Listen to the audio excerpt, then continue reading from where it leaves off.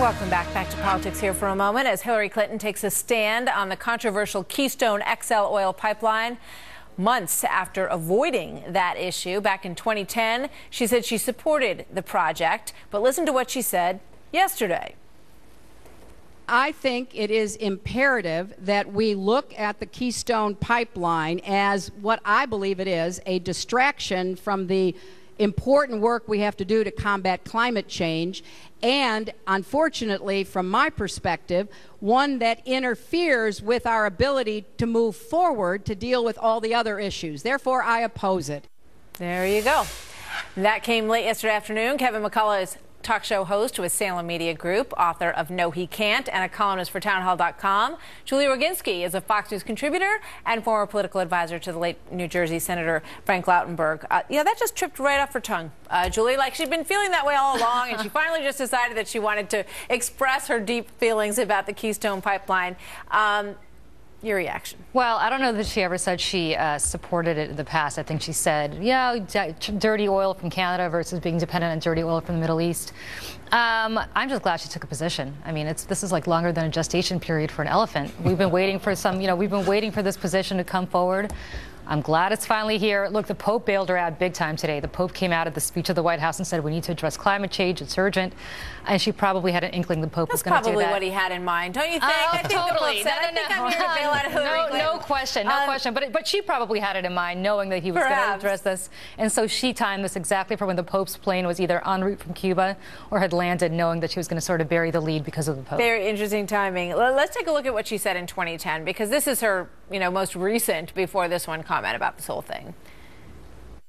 We've not yet signed off on it, but we are inclined to do so, and we are for several reasons. Going back to one of your original questions, we're either going to be dependent on dirty oil from the Gulf or dependent on dirty oil from Canada.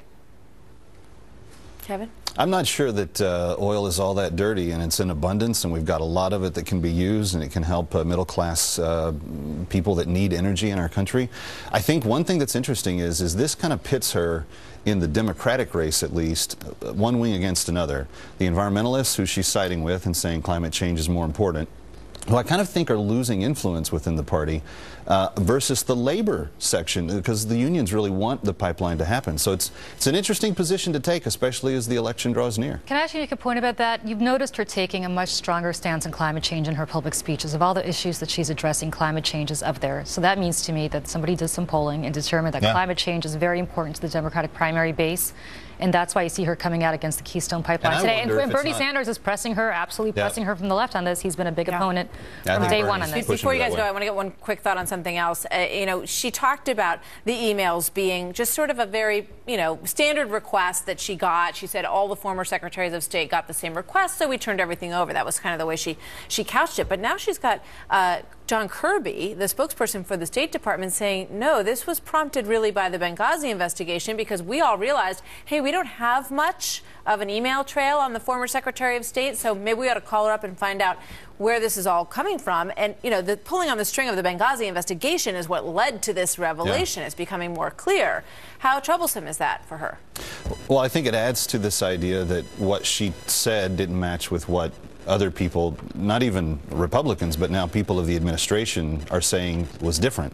And you couple that with the FBI releasing what they said late yesterday in terms of now they can probably reconstitute all the emails.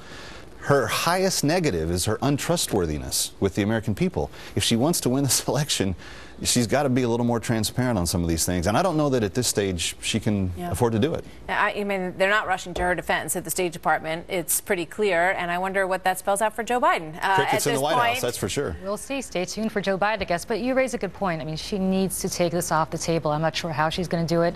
But as you said, as Kevin pointed out, the numbers are not going in the right direction for her in the trustworthiness, and it began partially because of this, and she needs to address it.